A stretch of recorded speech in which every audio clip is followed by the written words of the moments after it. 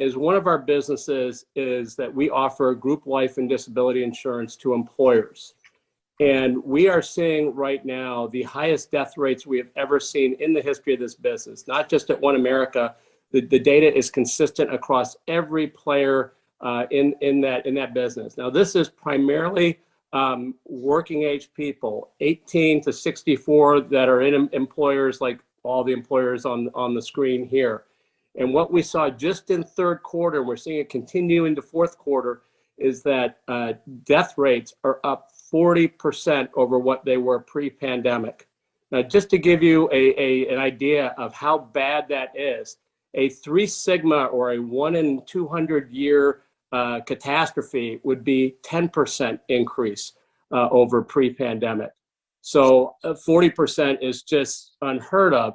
And what the data is showing us is that the deaths that are being reported as COVID deaths greatly understate the actual death losses among working age people from the pandemic. It may not all be COVID on their death certificate, but deaths are up just a huge numbers.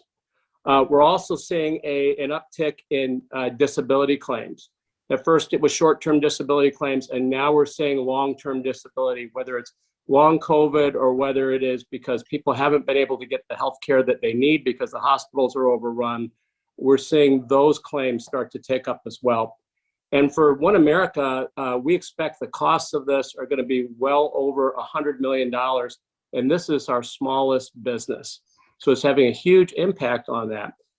Those costs will trickle towards other employers over time because premiums are starting to go up. So it will cost more for employers. And most of us in the industry are starting to target and to add premium loads onto employers that are based in counties that have low vaccination rates. It's just typically what we would do for underwriting when you have a risk factor like that. There's also going to be higher costs on employers from greater absences, particularly in a time when there's low unemployment and workers are hard to come by.